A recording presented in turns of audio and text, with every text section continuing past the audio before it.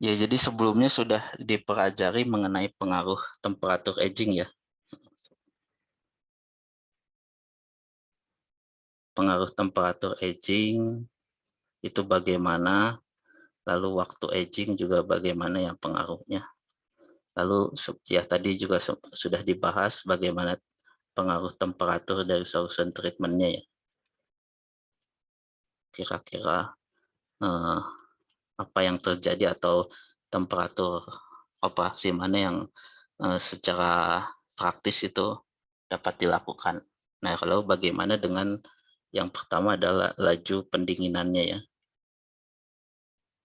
Laju pendinginan saat dia setelah selesai di solution treatment eh, ke temperatur kamar ataupun ke temperatur agingnya. Jadi ada dua ya. Yang pertama itu ke temperatur kamar.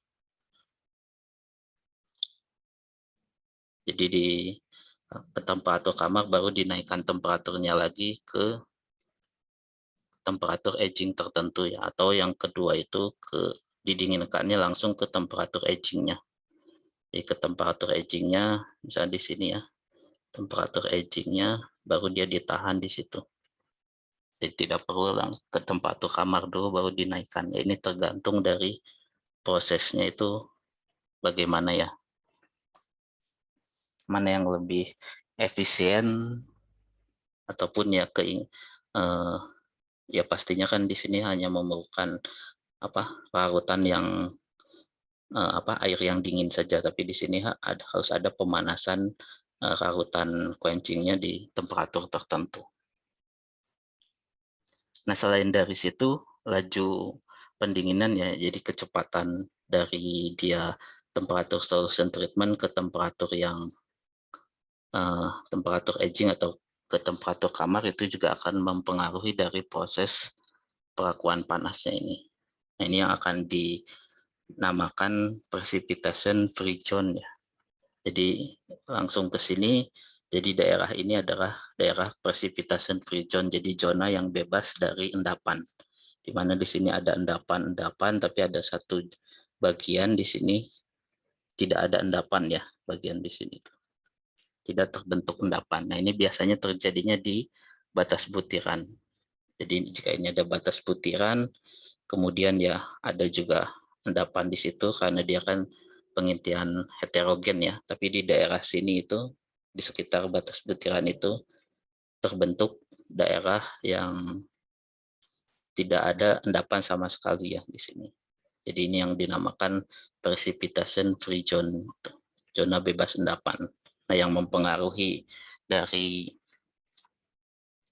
terbentuknya precipitation free zone itu ada pengaruh dari vakansi ya. Jadi vakansi itu kan berperan dalam pengintian heterogen ya, karena dia termasuk dengan cacat. Nah, karena eh, vakansi di sini itu akan jumlah vakansi yang ada di sekitar batas butiran itu akan mempengaruhi apakah dia terbentuk endapan atau tidak ya. Jadi ada konsentrasi kritis dari vakansi itu, di mana jika konsentrasi dari vakansinya itu sudah mencukupi untuk terbentuknya endapan, maka dia akan terbentuk endapan. Tapi jika konsentrasi vakansinya itu lebih rendah dari konsentrasi kritisnya itu, maka dia tidak akan terbentuk endapan di situ. Nah, jadi yang mempengaruhi ini juga dan precipitation free zone ini adalah laju pendinginannya nanti ya. Nah, jadi yang diinginkan ya ini jika precipitation free zone-nya itu terlalu panjang ya, terlalu lebar, itu daerah di sini ya pasti akan lebih lemah dibandingkan daerah di sini ya. Nah, karena ada suatu daerah yang lebih kuat ataupun lebih lemah ya berarti di sini yang akan eh, daerah terlemahnya itu akan mudah diserang saat mungkin eh, ada retakan ataupun yang lainnya ya. Jadi daerah ini sangat eh, diusahakan saat perakuan panas itu daerah precipitation free zone itu sangat apa sangat tipis ya atau rendah daerahnya itu. Jadi ini juga sudah termasuk rendah ya untuk AL KE ini, ya tapi yang nanti ada beberapa faktor yang menentukan precipitation free zone ini.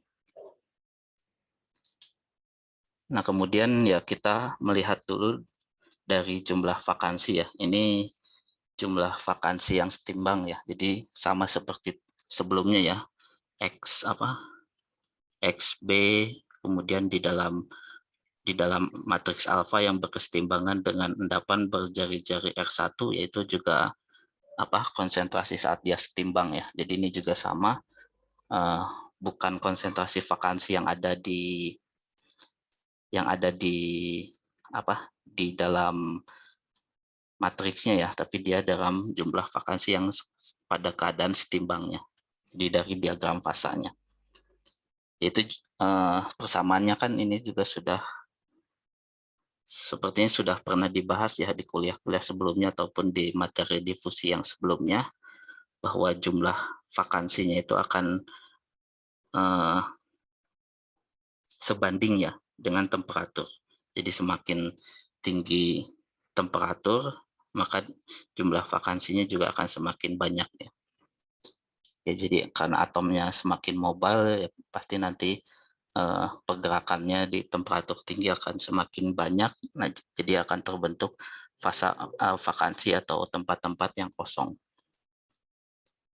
Nah, jadi jika kita bandingkan jumlah vakansi setimbang di T0, kemudian T1 dan juga temperatur kamar, yang lebih besarnya adalah di sini ya, jumlah vakansi setimbang di temperatur solution treatment itu lebih besar daripada temperatur aging, dan juga lebih besar lagi dibandingkan di temperatur kamar.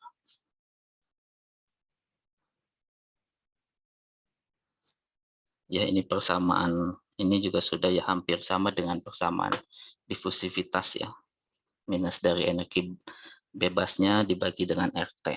T1 itu untuk temperatur aging, temperatur kamar. Jadi tergantung temperaturnya. Nah, jadi secara setimbang vakansi di temperatur tinggi itu sangat tinggi ya. Kemudian saat kita dinginkan dengan cepat dari temperatur tinggi ke temperatur kamar, itu pastikan harus ada pengurangan vakansi ya. Yang awalnya ini besar, harus menjadi vakansi yang setimbang di temperatur kamar. Jadi vakansinya itu yang berlebih itu harus ya istilahnya dibuang atau dikurangi ya nilainya. Nah, jadi saat pendinginan ke temperatur kamar, konsentrasi vakansinya itu harus di konsentrasi vakansi setimbang di temperatur kamar. Sedangkan pada saat quenching vakansinya, ya saat quenching kan dia vakansinya masih tetap ya, berasal dari konsentrasi lewat jenuhnya atau dari temperatur solution treatment-nya ini. Nah, jadi pada saat pendinginan berlangsung itu akan terjadi difusi vakansi ya. Difusi vakansi atau pembuangan dari vakansinya itu. Nah ya, vakansi dibuangnya itu dia akan menuju ke batas butiran atau tempat yang bebas ya, atau tempat yang lebih luas untuk pembuangan vakansi. Kan di batas butiran kira-kira seperti ini ya. Dia punya yang berbeda. Jadi tempat-tempat yang lebih besar untuk terjadinya penumpukan vakansi atau pembuangan vakansi di situ ya. Jadi vakansinya itu akan berdifusi ke batas butiran, kemudian dia akan hilang ya. Karena kan di sini merupakan tempat yang bebas dari atom-atom tersebut. Nah, jadi cara untuk menurunkan konsentrasi vakansinya dari temperatur tinggi ke temperatur kamar itu dengan cara difusi vakansinya ke batas butiran. Kemudian ini jika kita lihat batas butiran, nah nanti akan ada flux dari vakansi itu dari sini ya, dari sini untuk mencapai ke kesetimbangannya itu vakansinya harus ke batas butiran. Kemudian jika kita gambarkan seperti ini ya, Misalkan ini konsentrasi vakansinya terhadap jarak dari batas butirannya. Kemudian ini adalah saat awal ya, saat dia awal sudah berada di temperatur kamar saat keadaan lewat jenuh, dia akan ada di sini. Kemudian ini adalah konsentrasi vakansi kritis untuk menginti ya, tadi sudah disebutkan. Jadi jika ada di bawah sini, konsentrasinya kan lebih rendah dari vakansi kritisnya, itu tidak akan terbentuk endapan. Nah, tapi jika di atas ini, konsentrasi vakansinya mencukupi untuk pembentukan inti, ya dia akan terbentuk endapan. Nah, kemudian ini equilibrium di temperatur kamarnya. Artinya dari sini itu harus mencapai titik di sini ya, di batas butiran itu, ke equilibriumnya. Nah, jadi akan ada nanti pergerakan atau difusi dari batas butiran di sini, difusi dari vakansi ini ke batas butiran dengan profil konsentrasi vakansinya terhadap jarak itu seperti ini. Nah, artinya kan di bagian sini ya, di jarak di sekitar sini, nah jarak ini, karena di sini kan konsentrasi vakansinya sudah lebih rendah dibandingkan konsentrasi vakansi kritis untuk mengintip, maka di sini terbentuk atau tidak akan terbentuk endapan ya. Berarti ini daerah precipitation free zone-nya, yang di sini karena dia konsentrasi vakansinya itu lebih tinggi dibandingkan yang kritisnya, maka dia bisa membentuk inti kritis. Nah, jadi ini yang mengakibatkan terbentuknya precipitation free zone di situ. Nah, tadi sudah disebutkan bahwa besarnya dari PFZ itu tergantung dari kecepatan atau laju pendinginannya ya. Nah, jika laju pendinginannya berbeda, ya pasti kurva difusi vakansi ke batas butirannya juga akan berbeda. Ini contohnya jika pendinginannya lebih lama ya, lebih lambat. Yang kedua itu akan mengakibatkan besar dari precipitation free zone-nya itu lebih besar ya. Ini ke sini itu semakin lambat atau ke sini itu semakin cepat laju pendinginannya. Cepat atau lambatnya ya mungkin perbedaannya antara yang sangat cepat dan sangat lambat ya.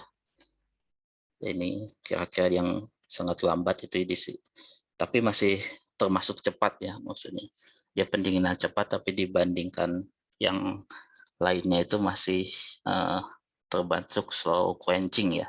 Jadi slow quenching, jadi quenching itu kan pendinginan cepat, tapi bisa saja dibedakan slow quenching ataupun fast quenching.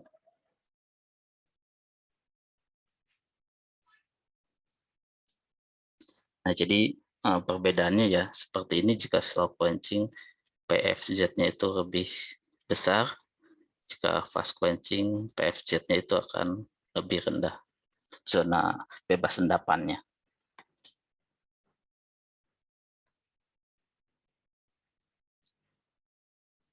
Nah, jadi ini ya, ini batas butiran dari sini, di butiran yang satu dan juga butiran kedua itu juga akan terbentuk seperti ini. Jadi laju pendinginan satu itu lebih cepat dibandingkan laju pendinginan 2 dan juga dibandingkan laju pendinginan 3. Sehingga nanti PFZ yang ini harusnya satu ya. Ini satu ya, ini ada kesalahan. Jika ini pendinginan satu berarti ini satu. Ya, ini nanti saya dengan ini 2, yang ini 3 ya. Karena titiknya di sini ya. Ini 1, ini 2, tetap ini adalah 3. Itu nanti dibetulkan ya. Nah, jadi untuk keterangan atasnya saya kira sudah cukup jelas ya. Jadi saat solution treatment, konsentrasi vakansi sangat tinggi, kemudian saat quenching akan ada vakansi yang dilepas atau dibuang untuk mencapai konsentrasi vakansi setimbangnya pada temperatur kamar. Pengurangan vakansinya itu akan terjadi melalui difusi vakansi ke tempat pembuangannya, yaitu di batas butiran.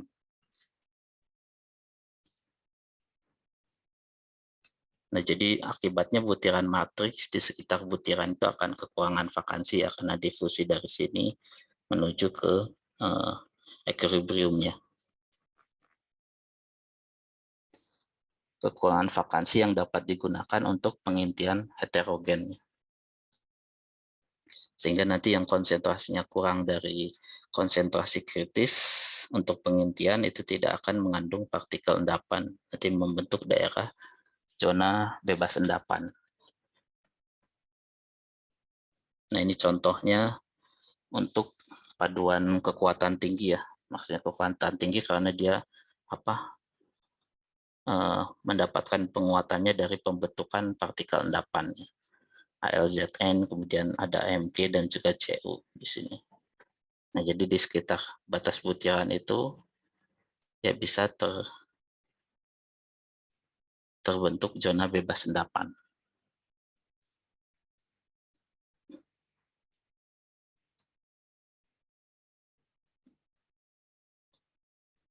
Ya, baik, kira-kira seperti itu ya. Di sini endapan ya di batas butiran masih terdapat endapan karena dia kan termasuk juga pengintian heterogen yang lebih mudah ya, tapi di sekitar batas butiran itu membutuhkan vakansi juga untuk terjadinya pengintian heterogen. Nah, jadi itu pengaruh dari laju pendinginan ya, laju pendinginan saat solution treatment ke temperatur kamar ataupun ke temperatur aging, pengaruhnya bisa ke zona bebas endapan yang terbentuknya nanti.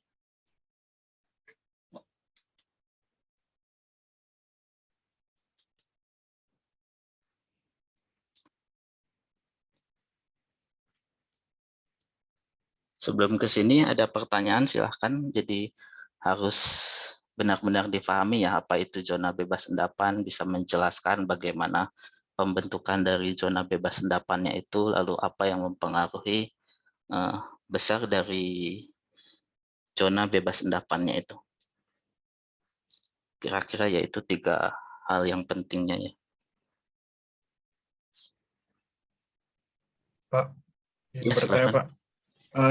Itu kan tadi ada Bapak bilang antara quenching atau slow quenching. Berarti precipitation free zone ini hanya bisa terjadi kalau kita quenching aja ya Pak. Kalau misalnya kayak diturunin biasa gitu nggak bisa ya? Ya, kalau diturunin dia tidak dilakukan quenching ya, pendinginan cepat, berarti artinya pendinginan lambat ya, berarti saat dia pendinginannya itu dia sudah ada waktu ya. Jadi ada waktu yang mencukupi dari sini, misalkan pendinginannya sangat lumayan lambat ya. Dari sini ya dia mempunyai waktu agar atomnya itu atau vakansinya itu sudah sudah berdifusi ke batas butiran ya. Jadi dari sini vakansinya sudah berdifusi ke batas butiran, sehingga nanti ya konsentrasinya sudah sesuai dengan yang ada sesuai dengan di temperatur kamar. Nah, tapi kalau dia pendinginannya sangat cepat ya dia tidak mempunyai waktu yang cukup untuk berdifusi. Nah, difusinya terjadi ya saat dia di keadaan di sini ya. Keadaan sesaat setelah dia berada di temperatur kamar, karena dia harus menyesuaikan konsentrasi vakansinya ke konsentrasi vakansi setimbang ya, akan ada difusi dari vakansinya itu ya. Vakansi berlebihnya itu akan berdifusi ke batas butiran. Baik Pak, jelas Pak. Ya. Pak, Ya, silakan. berarti difusi ke batas butirannya itu membantu menguatkan berarti ya Pak ya?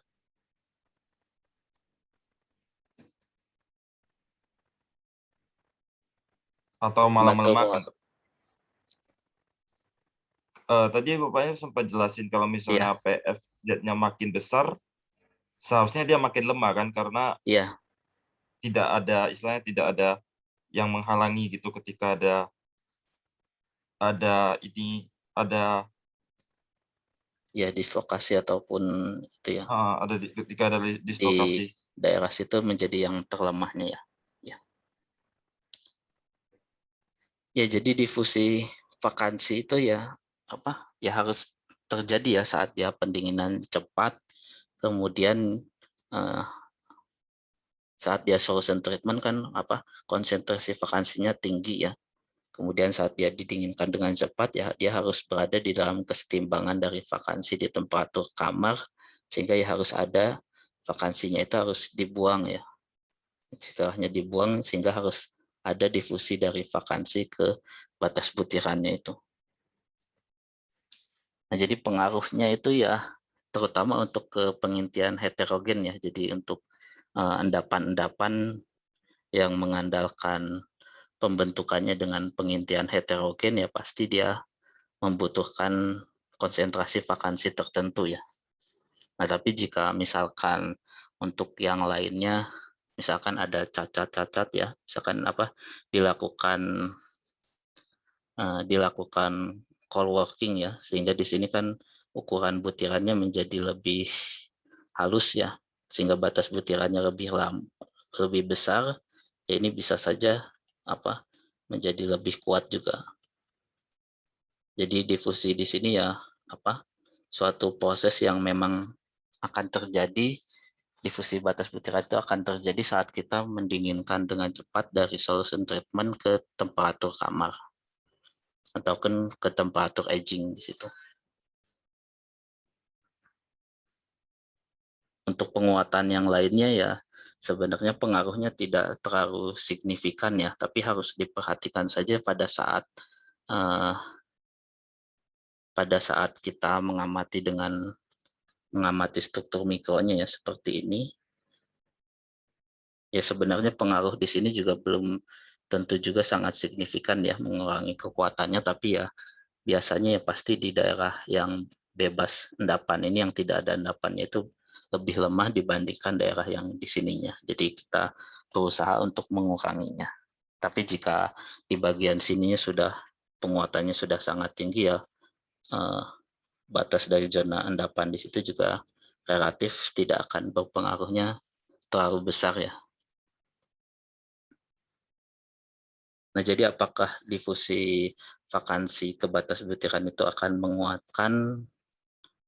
Ya, kita harus mengatur saja mungkin ya difusi vakansi ke batas butirannya itu tidak terlalu lambat ya, mungkin difusinya inginnya lebih cepat ya. Nah, jadi biasanya untuk difusinya ingin lebih cepat selain dari laju pendinginan juga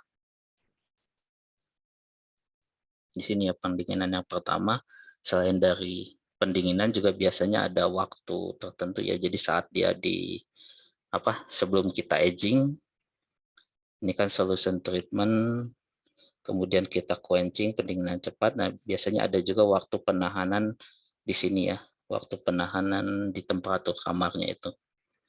Jadi di sini ditahan dulu, baru sebelum di aging itu ini waktu penahanannya ya. Jadi ya PFJ itu ada pengaruh di waktu penahanannya ya. Jadi saat ditahan itu lebih lama itu bisa juga mengurangi dari PFZ yang nanti akan terbentuk. Jadi perbedaannya di solution treatment waktu penahanannya sangat cepat ya. Jadi ditahannya cepat, di sini langsung di aging, ini akan berpengaruh nanti. Karena kan di sini konsentrasi vakansi di sekitar batas butirannya itu kan lebih rendah mungkin ya. Jadi saat di aging pengintian di sekitar batas butirannya itu tidak terjadi.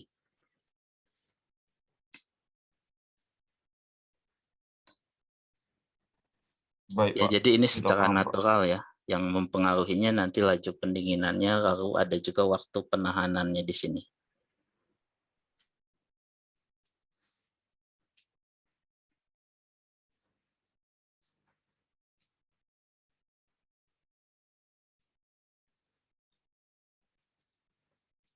Ya, jadi intinya ini untuk pengintian heterogen yang mengandalkan inti terbentuknya itu di vakansi ya. Jadi walaupun di sini vakansinya tidak itu ya, tapi kan kita bisa melalui penguatan atau pengintian yang lainnya ya, dengan pengintian heterogen yang lainnya di batas butiran ataupun adanya cacat-cacat dislokasi ataupun stacking fault yang lainnya.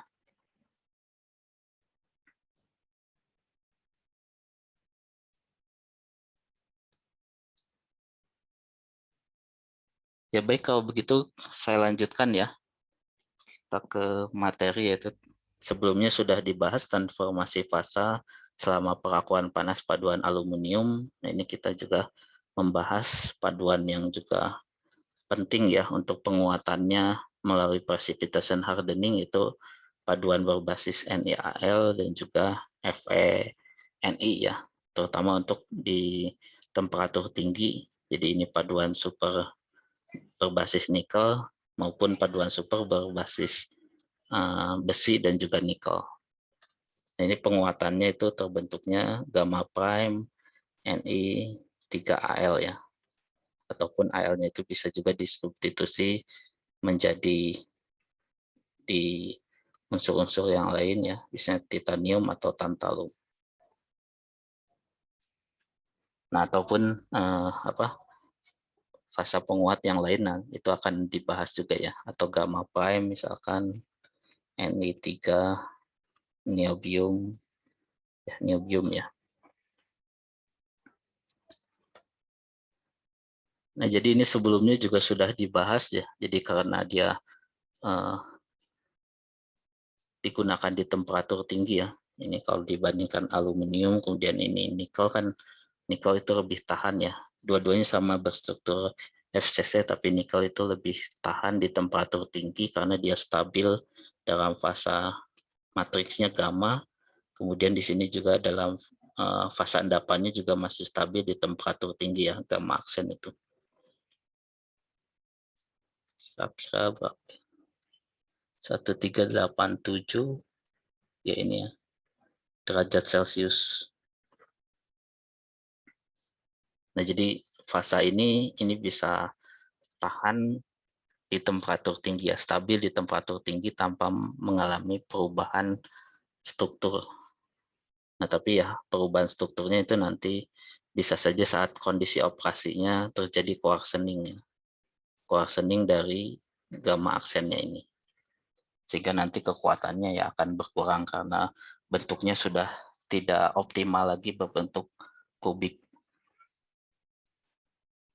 Nah, lalu ya di sini juga ada batasannya ya. Jadi batasan konsentrasi Al tertentu itu akan membentuk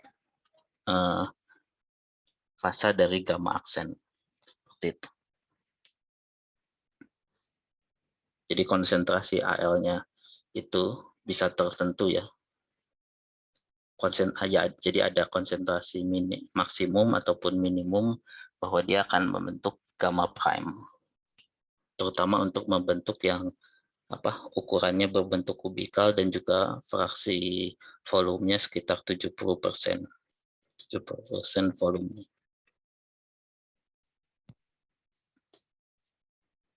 Nah, lalu jadi saat pembentukan atau saat solidifikasinya juga karena dia cukup cepat ya, jadi pendinginannya sangat cepat ya, mungkin saja nanti terbentuk fasa eutectic yang di sini ya, eutectic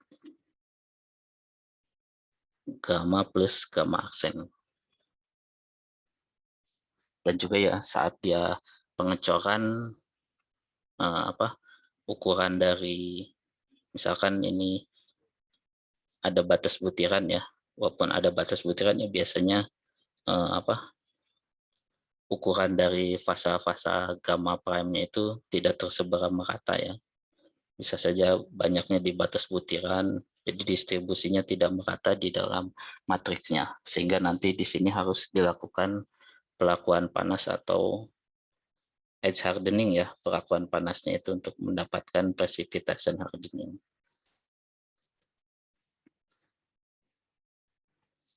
Ya, ini juga sudah dibahas sebelumnya ya. Jadi struktur awal sebelum perakuan panas itu berarti saat dia selesai pengecoran atau proses solidifikasi ya. Di sini bisa terlihat ini eutektik ya. Eutektik kurang T-nya. Jadi kira-kira di sini. Jadi ada fasa-fasa eutektiknya di sini yang terbentuk di situ.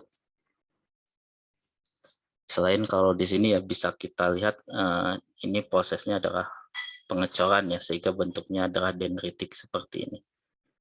Dendrit, tapi saat kita perbesar lagi di sini itu ya kira-kira ada fasa matriksnya itu gamma dan juga gamma aksen Ni3Al. Tapi di sini kita lihat ukurannya itu masih tidak seragam ya.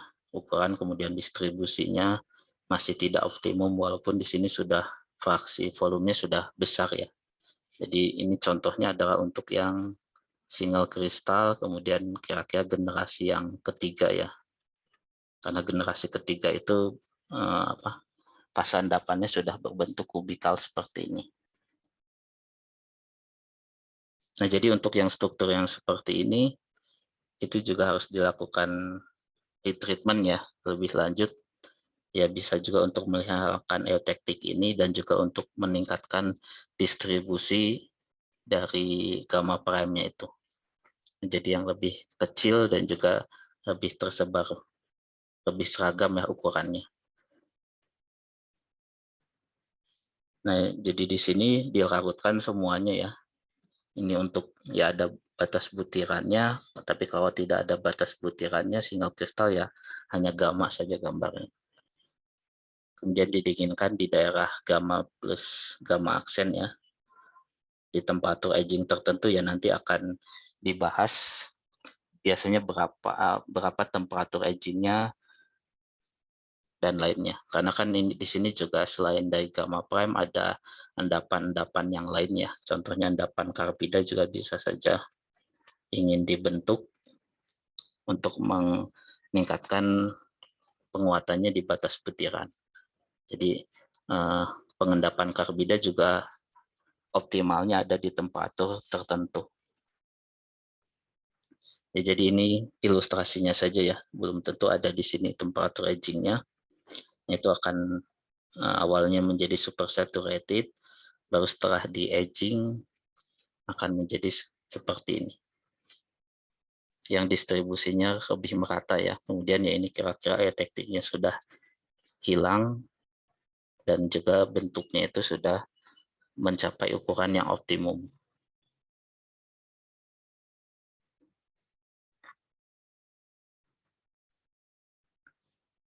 Nah, lalu ini perbandingannya ya.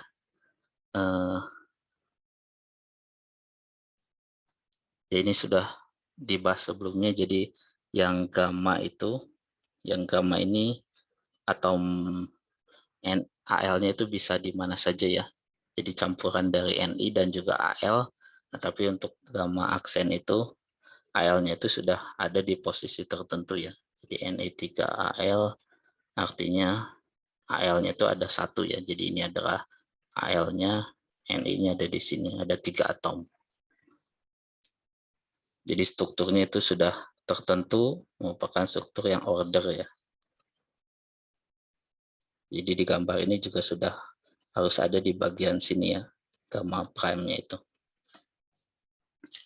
Nah, lalu pengaruh unsur-unsur yang lain kan bisa saja ada Al, kemudian Ti, kemudian tantalum ataupun unsur-unsur lain yang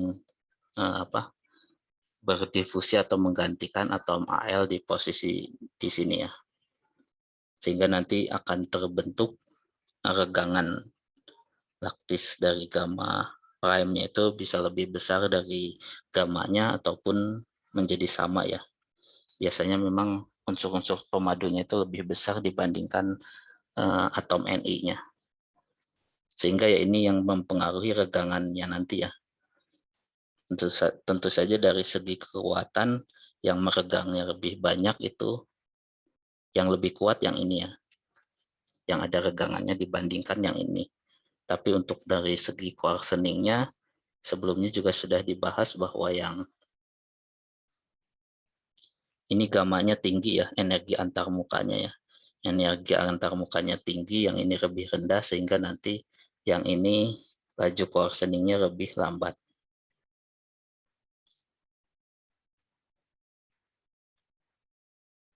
Lebih rendah.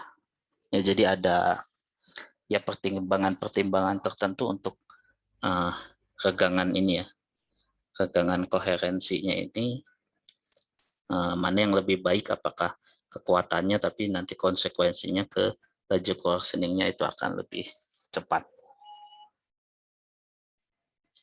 Nah, ini pengaruh yang lain yaitu pengaruh difusivitas ya. Jadi sebelumnya juga sudah disebutkan ya bahwa K-nya itu laju coarsening-nya itu tergantung dari difusivitas unsur B-nya, unsur pemadunya di dalam matriks alfa ataupun gamma ya. Lalu tadi gamma itu dari alfa dan beta, energi antarmukanya ya. Lalu satu lagi ya konsentrasi dari unsur-unsur yang bisa larut ya di dalam matriks alfanya itu. Ya di dalam matriksnya ya. Itu berapa. Nah, jadi ini pengaruh difusivitas unsur-unsur pemadu terhadap proses pengkasaran ya. Di mana di sini bisa dilihat ini aluminium, ya aluminium kan karena dia pasti akan terdistribusi ke dalam gamma prime-nya ini ya. Kemudian titanium juga bisa meningkatkan dari difusivitasnya ya. Nah, jadi yang paling bawah itu bisa menurunkan difusivitas dari unsur pemadu terhadap ya, jadi difusivitasnya menjadi lebih rendah ya, sehingga dapat menurunkan difusivitasnya menjadi lebih rendah sehingga nanti proses pengkasarannya itu akan menjadi lebih lambat. Nah, jadi contohnya ini ya, rhenium ini. Jadi rhenium ini biasanya ditambahkan untuk menurunkan laju pengkasarannya. Jadi untuk mendapatkan gamma prime yang lebih stabil di temperatur tinggi. Lebih stabil itu artinya dia laju pengkasarannya lebih lambat.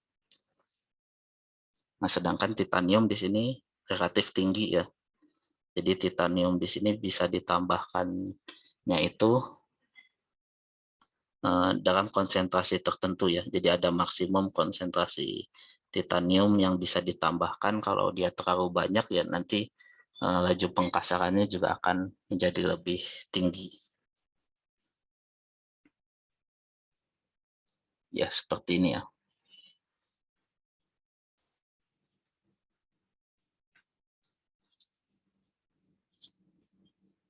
Nah, ini mungkin sudah dijelaskan sebelumnya, tapi ini gambarannya lebih jelasnya ya mengenai struktur mikro dari turbine blade ini. Stand high mechanical loads at extremely high temperatures. As we approach, the first microstructural features we see are little bright crosses. These are dendritic regions which have originally formed during solidification. We zoom in further and start recognizing little cuboidal particles. These are gamma prime particles which consist of the ordered L12 phase. They fill about 80% of the volume of our material. The gamma prime particles are separated by thin gamma channels. This second phase in our microstructure is the gamma phase, a cubic face-centered solid solution. Using transmission electron microscopy, we can obtain information on local alloy chemistry. Here we show so-called element distribution maps, which are generated in a scanning type of procedure. It is now interesting to see that the chemical composition of a nickel-based superalloy is not homogeneous. Instead, there are elements like aluminium, nickel, tantalum, and titanium, which prefer to be located in the gamma prime phase. And there are others like cobalt, chromium, rhenium, and tungsten, which partition to the gamma channels. Rhenium and tungsten are especially important alloy elements for high temperature strengths.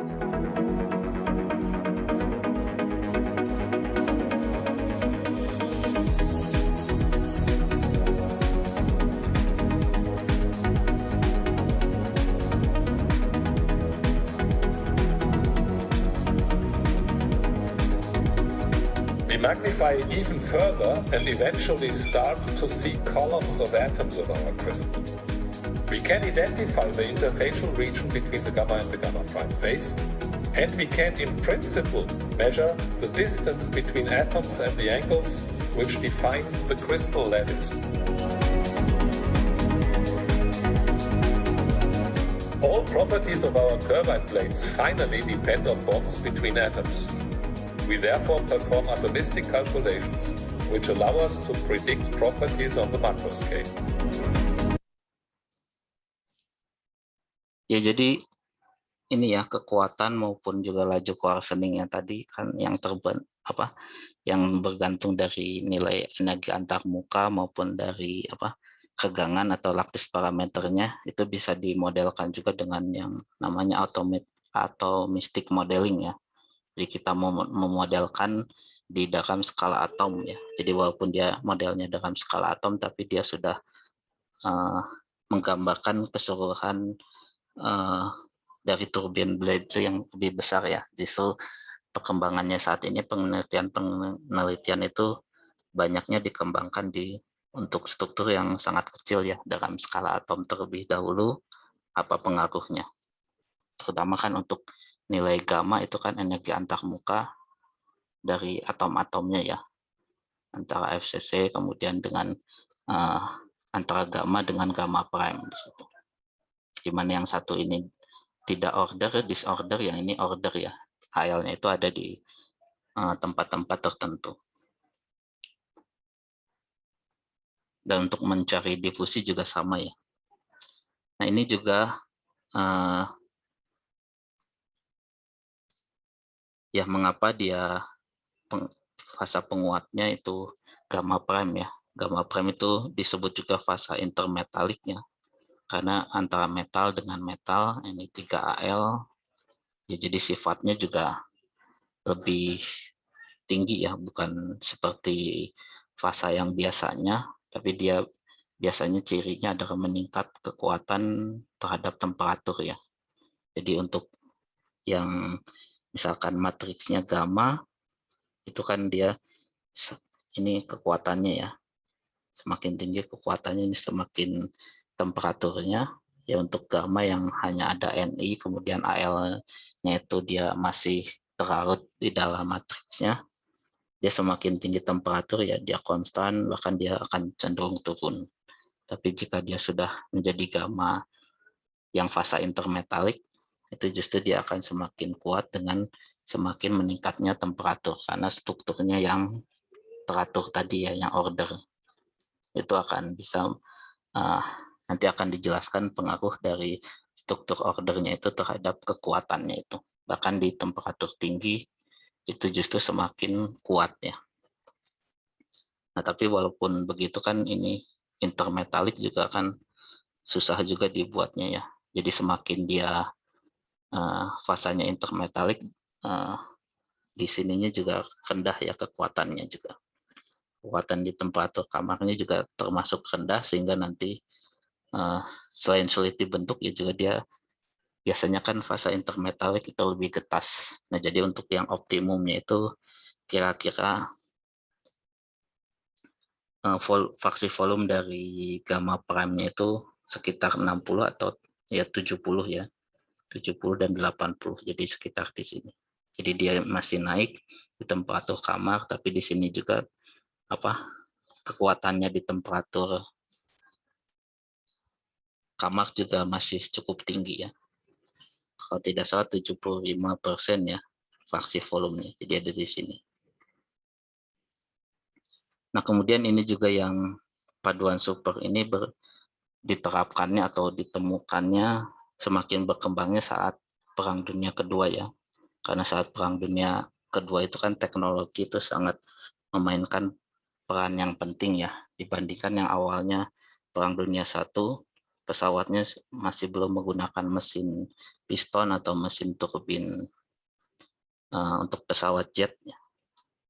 Sehingga yang menguasai teknologi paduan super ataupun mesin jet itu ya material di sini yang bisa tahan di temperatur tinggi ya, dia akan menguasai ya teknologi untuk pesawat tempur di situ.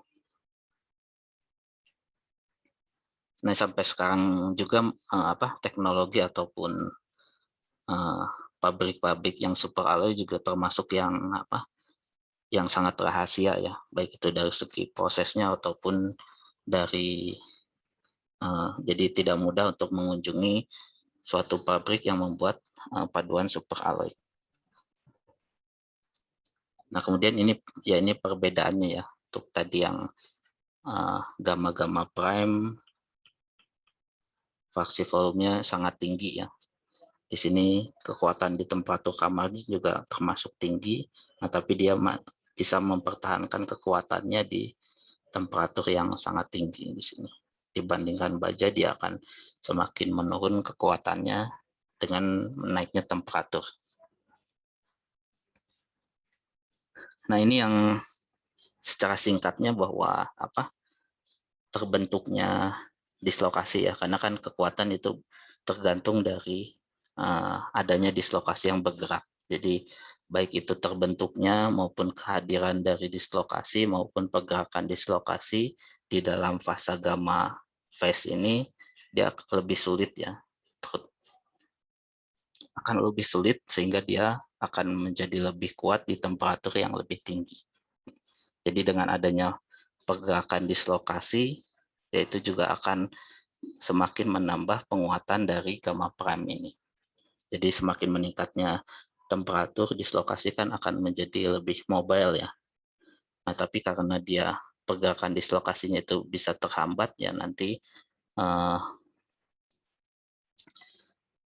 ya jadi justru semakin adanya dislokasi ya, dia akan menjadi semakin kuat ya. Jadi di sini ada kenaikan itu karena dislokasinya itu menimbulkan penguatan juga.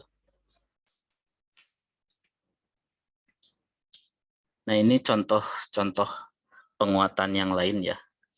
Ya, memang tidak akan terlalu dibahas, tapi intinya ya semua mekanisme penguatan itu ada di dalam paduan super nikel, mulai dari solid solution strengthening. Ya, ini unsur-unsur yang lain ya. Tadi sudah di video juga sudah dijelaskan unsur-unsur yang berpartisi di dalam matriks gamma-nya itu chromium, molybdenum, kobal, dan juga yang lainnya ya. Ini juga pasti ada pengaruhnya ke ketahanan oksidasinya juga ya. Kobal juga ketahanan di temperatur tingginya ya. Tidak akan dijelaskan detail di kuliah ini. Kemudian zirconium dan boron itu memperkuat di batas butirannya ya. Di sini juga grain boundary strengthening, boron dan zirconium. Ya, solution strengthening berarti ya pengaruhnya ke perubahan dari lattice parameternya itu. Kemudian yang intermetallic compound atau fase endapan penguatnya Ne3Al ataupun Ti ataupun tantalum, gamma prime juga Ne3 niobium ya. Jadi dia mempunyai struktur yang order, kemudian kristalnya sama-sama FCC. Ya, yang berbeda mungkin ini BCT ya, yang gamma prime itu.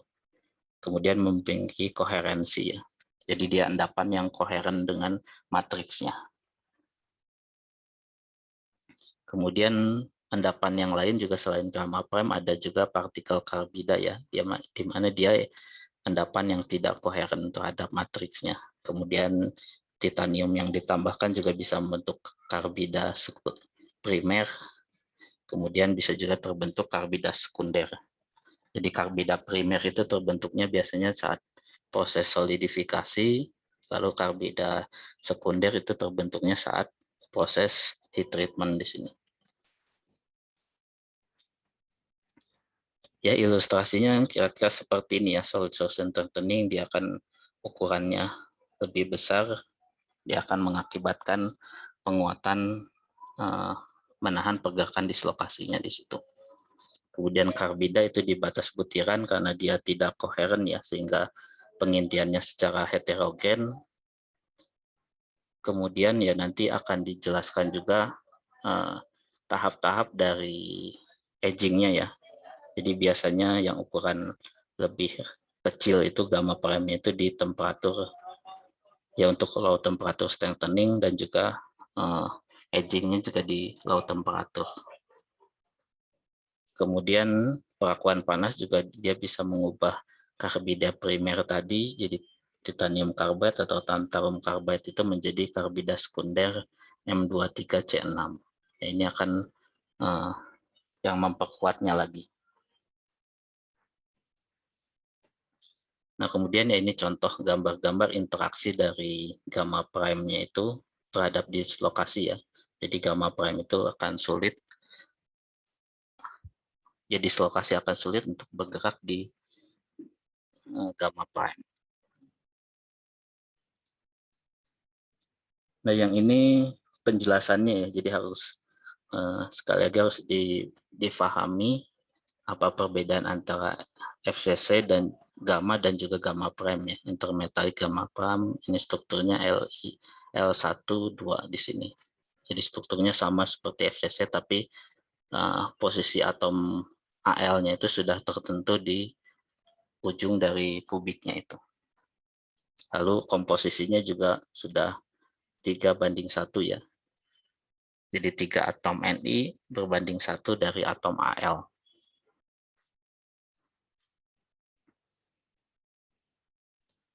Nah, kemudian ini superalloy generasi awal itu kira-kira seperti ini ya.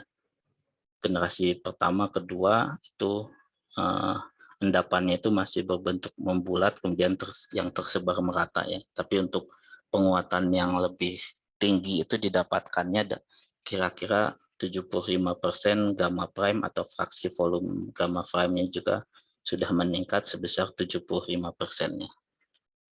Ini untuk generasi superalloy generasi ketiga dan seterusnya itu sudah lebih kuat. Nah, selain dari itu juga untuk paduan ini terutama paduan FeNi ya, Fe dan juga Ni itu untuk bisa dalam bentuk fasa ferritik ataupun austenitik ya. Nah, untuk austenitik itu kan berarti lebih banyak Ni-nya, sedangkan ferritik ya itu lebih sedikit Ni-nya. Nah, biasanya ini untuk yang harganya lebih murah ya. Jadi baja ferritik juga bisa dikembangkan karena harganya lebih murah, Ni-nya lebih sedikit. Nah, itu juga bisa membentuk endapan penguat B2 FeNi Al ya. Jadi bisa NiAl ataupun posisi Ni-nya itu bisa digantikan oleh Fe. Jadi untuk baja ferritik endapan penguatnya itu biasanya FeNiAl ya. Kalau Ni3Al kan itu Ni-nya lebih banyak ya. Nah, jadi untuk mengurangi Ni sehingga lebih murah dikembangkan baja ferritik di sini. Itu juga bisa tahan di temperatur tinggi.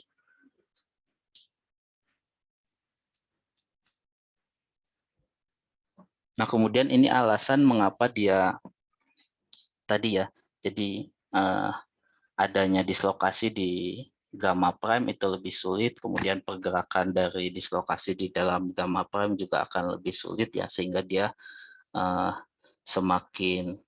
sehingga dia karena pergerakan dislokasinya semakin terbatas ya dia akan semakin kuat.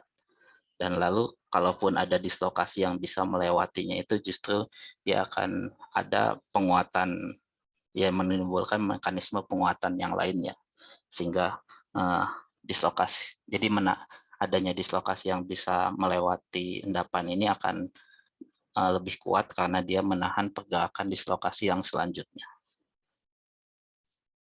Nah, jadi ini pergerakan dislokasi di dalam fasa gamma ya.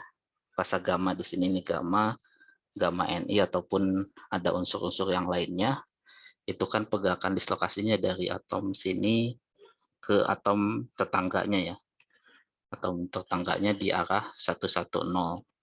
Jadi dari atom Ni ke atom Ni-nya itu pergerakan dislokasinya ya. Jadi dislokasi sebesar ini A/2 110 itu bisa dengan mudah bergerak di fasa gamma di sini ya. Sini ini gamma dislokasi. Nah, tapi untuk pergerakannya di dalam gamma prime karena strukturnya order ya, Ni3Al ini kan AL-nya ya, ini Ni-nya, maka satu dislokasi ini tuh harus bergerak dari sini ke sini ya. Jadi tidak bisa dari sini ke sini karena strukturnya kan harus mempertahankan struktur yang order ya. Kalau dari sini ke sini kan tidak bisa ya, karena di sini berdekatan dengan atom Al di sini. Jadi dari sini harus ke sini untuk pergerakan satu dislokasi penuhnya di sini.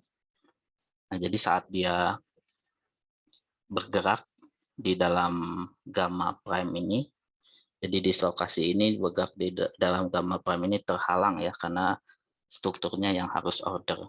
Ini kira-kira harus ini dikali 2 ya. Jadi yang pertama dia dari sini ke sini, lalu dislokasi yang kedua memindahkan dari sini juga ke sini. Jadi agar dia dapat bergerak di gamma prime itu harus ada 2 pasang dislokasi ya, seperti ini. Jadi misalkan dislokasi yang, kalau di sini kan dia mudah bergerak ya, dislokasi sebesar ini, tapi saat dia mulai melewati gamma prime, jadi endapan gamma prime itu koheren ya. Jadi kalau dia koheren, dislokasi itu akan memotong dari endapannya. Nah, jadi tapi karena dia strukturnya order, ya dislokasi yang memotongnya itu harus memindahkan dari sini ke sini, yaitu sebesar ini. Nah, jadi saat dislokasi yang pertama itu melewati ini kan terbentuk ya, ini bagian sini pindah ke sini, bergeser ke sana, seperti ini ya, dari sini ke sini, itu akan membentuk struktur yang ini ya, struktur yang berdekatan ya antar unsur yang samanya itu, Ni dengan Ni atau Al dengan Al. Nah, ini yang yang secara termodinamika atau secara kestabilan itu tidak mungkin terjadi ya. Ini yang dinamakan anti-phase boundary ya. Jadi kan ini harus ya tidak bisa terjadi kan karena dia harus mempertahankan strukturnya yang order ya. Ni3Al itu harus order sehingga nanti ini yang bersesuaian seperti ini tidak bisa terjadi. Jadi harus dislokasinya itu harus terjadinya seperti ini ya. Di strukturnya masih tetap order seperti ini. Nah, jadi untuk pergerakan hanya satu dislokasi saja itu tidak bisa terjadi ya karena ada penahannya yang disebut anti-phase boundary energi di sini nanti. Sehingga harus ada 2 pasang dislokasi agar dislokasinya itu bisa memotong partikel gamma prime. Jadi dislokasi yang keduanya itu memperbaiki struktur yang asalnya di sini menjadi order kembali seperti ini. Nah, jadi jika di sini hanya ada satu dislokasi bergerak di sini ya, di sini masih tertahan. Jadi dia harus menunggu dislokasi selanjutnya seperti ini ya. Jadi harus ada 2 pasang dislokasi yang agar dia bisa memotong dari endapan gamma prime di sini.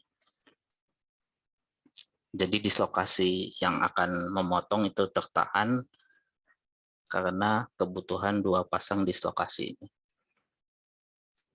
Nah, jadi untuk memotong gamma prime harus terjadi, jadi harus terjadi pasangan dislokasi dari yang memotong gamma, yang ini dia harus ada 2 ya, dari sini ke sini dan juga dari sini ke sini.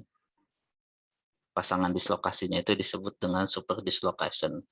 Nah, karena ada persyaratan pasangan dislokasi ini, sehingga membuat dislokasi itu lebih sulit untuk memotong gamma prime dibandingkan gamma di sini, sehingga ketahanannya itu menjadi lebih tinggi ya.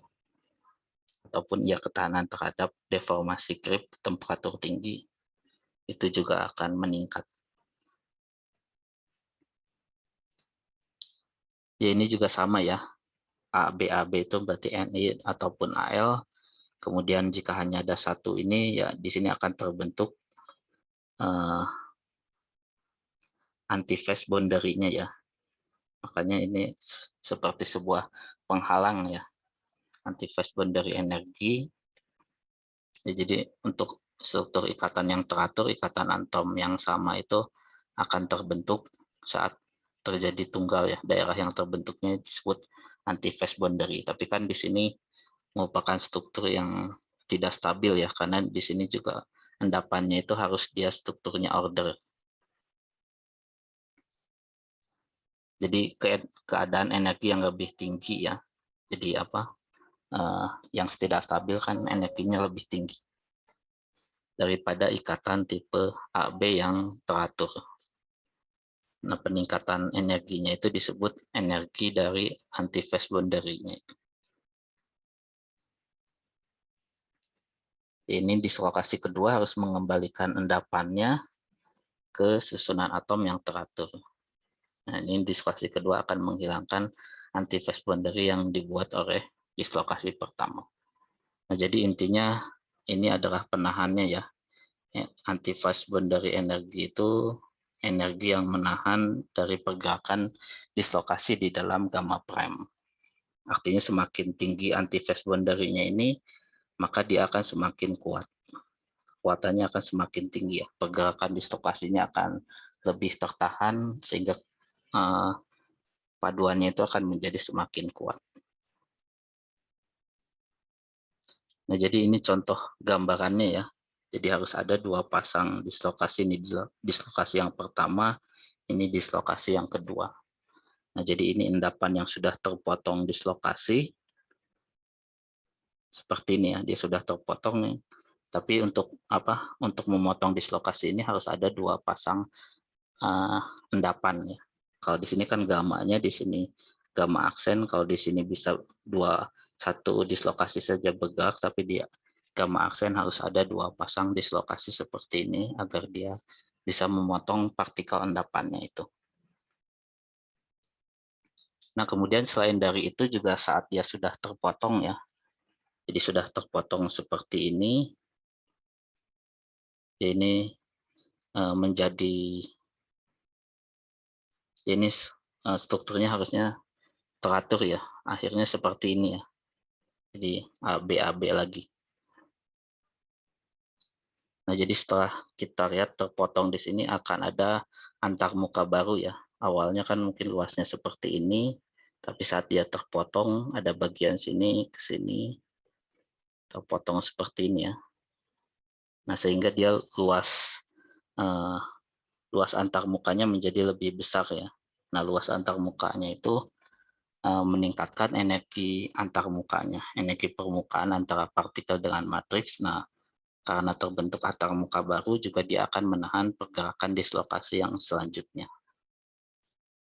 Nah, jadi setelah terpotong ini dislokasi yang akan ada lagi selanjutnya itu akan lebih sulit lagi memotong dari endapan yang terbentuknya ini.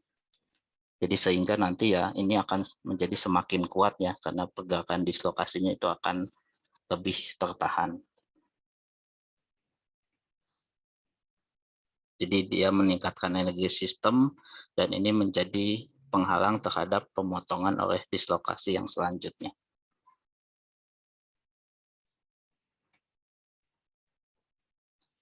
Kemudian ini adalah pengaruh heat treatment-nya ya. Jadi setelah solidifikasi, kemudian dilakukan heat treatment, ini ada tujuan dari heat treatment-nya itu adalah yang pertama bisa juga dia mengurangi energi sisanya ya, stress relief-nya. Jadi untuk ya, jadi saat dia di manufacturing ya atau saat dia di cor ya, di casting ya pasti kan ada bagian-bagian sisanya ya. Dari mulai ya ini blade-nya, ini kan untuk agar logamnya itu bisa mengalir ya harus ada tempat untuk dia masuknya ya. Nah, ini masuknya itu kan nanti akan dipotong ya, dilakukan machining ya, itu akan terjadi kemungkinan terbentuknya energi sisanya ya. Nah, itu untuk menghilangkan energi sisanya bisa juga dilakukan dengan heat treatment. Kemudian ya ini edge hardening-nya itu bisa juga untuk mengoptimalkan ukuran dan juga morfologi dari fasa penguatnya ya. Ukurannya itu Ada di sini ya. Nah, di sini ukurannya ya. Di sini sudah ada penelitiannya. Ini tergantung terhadap gripnya. Ini volume vaksinnya ya. Dan ini terhadap ukurannya. Jadi ukuran yang paling optimum terhadap gripnya itu ini semakin meningkat waktu dia gripnya ya, berarti dia semakin tahan. Yaitu yang berbentuknya kubik, lalu ukurannya antara 0,2 sampai 0,6 mikrometer. Kemudian dari segi fraksi volumenya itu juga yang paling tinggi ada di sini, itu sekitar 60 sampai 75% volume. Nah, jadi dengan melakukan heat treatment itu bisa mengubah menjadi ukuran yang lebih optimum dan juga persen volume yang lebih optimum ya. Morfologinya kubikal dan juga size-nya itu 0,2 sampai 0,6 mikrometer. Kemudian selain dari situ juga untuk mendapatkan presipitasi dari karbida ya. Makanya saat kita melakukan heat treatment juga kita melihatnya diagram TTT dari karbidanya ya. Baik itu karbida primer maupun ini karbida sekundernya. Jadi untuk ini kan yang paling optimumnya di nose-nya ya. Jadi kita melakukan aging-nya di temperatur yang ini, yang optimumnya untuk membentuk karbida sekunder ini. Terutama ini untuk penguatan batas butiran ya, untuk yang bukan single kristal. Jadi dia batas butirannya diperkuat oleh endapan karbida yang sekunder ini. Ya, kemudian juga heat treatment itu bisa juga berfungsi sebagai homogenisasi dari paduannya ya. Jadi untuk menghomogenkan distribusi alloying elemen. Jadi saat dia selesai pengecoran ya pasti ada tempat-tempat yang kaya akan unsur-unsur tertentu ya. Jadi untuk melakukan untuk mendistribusikan unsur-unsur pemadunya itu lebih seragam, dilakukan homogenisasi itu sudah termasuk ke dalam proses heat treatment-nya. Sehingga nanti mikrosegregasinya itu akan berkurang.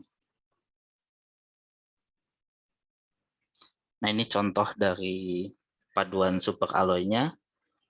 Siklus dari perakuan panasnya ya sama seperti sebelumnya.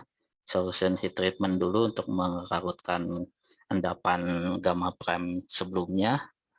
Lalu aging yang pertama biasanya untuk mendapatkan presipitat gamma prime.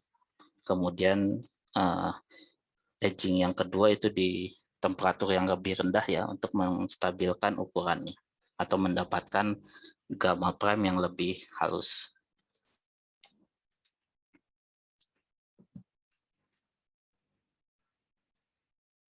Ya mungkin sedikit ya. Nah, kalau di sini kan terbentuk ada fasa-fasa transisi ya untuk aluminium sehingga ada perbedaan antara temperatur tinggi dan temperatur rendah, di mana ya ini untuk mendapatkan kekuatan peak yang maksimum maupun waktu aging yang tidak terlalu lama kan bisa dilakukan sebelumnya sudah dijelaskan double aging ya. Yang tadi juga sama tapi biasanya untuk aluminium itu aging yang pertama di temperatur rendah untuk mendapatkan fasa-fasa yang transisinya ya. Dapatkan endapan fasa-fasa transisi pertama, di mana kan fasa-fasa transisi ini juga bisa membantu pengintian fasa-fasa transisi yang selanjutnya ya. Dari mulai GP joint, theta double accent, dan juga theta accent, sehingga nanti didapatkan peak of hardness yang maksimum. Nah, kemudian aging yang kedua di temperatur tinggi itu untuk mempercepat proses pembentukan dari fasa endapan tadi ya. Jadi temperatur tinggi nanti akan waktu untuk pertumbuhan endapannya akan menjadi lebih cepat ya. Sehingga nanti didapatkan kekuatan yang maksimumnya itu bisa didapatkan dengan waktu aging yang lebih cepat. Nah, untuk paduan NIAL karena dia sudah endapannya terbentuk secara koheren ya, jadi lebih mudah. Jadi first aging-nya bisa di temperatur tinggi, terutama ini karena alasannya untuk mendapatkan juga karbida ya, karbida sekunder di sini. Jadi yang pertama itu bisa ini solution treatment, kemudian pendinginan cepatnya juga bisa di pendinginan udara, itu juga termasuk dengan pendinginan cepat ya, dibandingkan awalnya kan 1175 derajat Celcius. Jadi yang pertama solution treatment, kemudian quenching, kemudian di temperatur tinggi itu mendapatkan penguatan karbida ya, grain boundary precipitation dari M23 carbide, M-nya itu logamnya ya. Lalu setelah itu ya di temperatur yang lebih rendah. Yang keempat juga yang lebih rendah untuk mendapatkan gamma prime yang ini lebih besar ya, ukuran yang optimum, lalu temperatur yang lebih rendah lagi untuk mendapatkan gamma prime yang lebih halus lagi. Jadi nanti semua strukturnya itu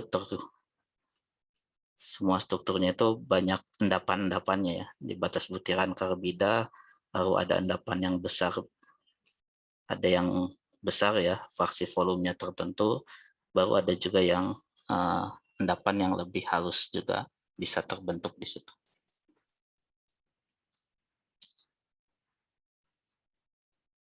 Jadi proses heat treatment-nya bisa bermacam-macam ya.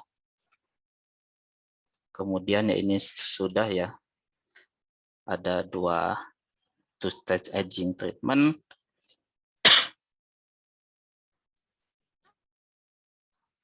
Nah, kemudian volume fraksinya itu juga bisa dikontrol dengan menyesuaikan berapa jumlah unsur pemadunya ya yang membentuk.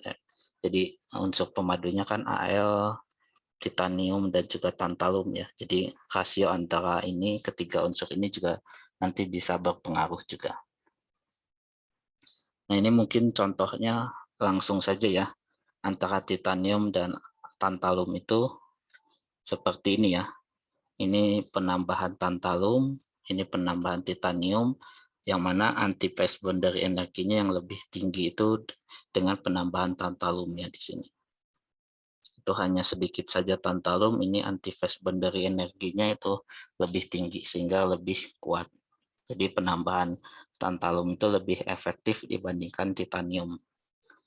Kira-kira seperti itu ya perbandingannya. Lalu titanium juga tidak boleh ditambahkan terlalu tinggi, karena jika ditambahkan terlalu tinggi itu bisa meningkatkan coarsening rate-nya ya, sehingga membentuk fasa fasa yang tidak diinginkan, yang lebih getas ya ini. Kan yang kita inginkan itu gamma prime ya, Ni3, Al, kemudian Ti kemudian tantalum.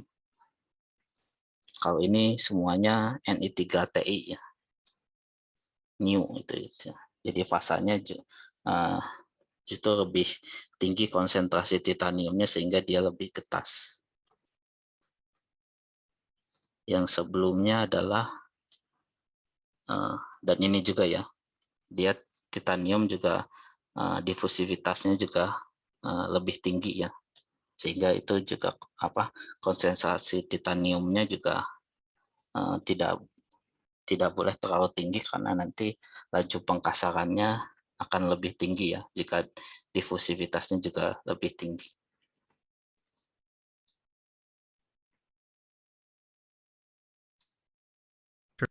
There are many kinds of creep. Ya mungkin kira-kira seperti itu ya. Untuk saya stop dulu videonya ya.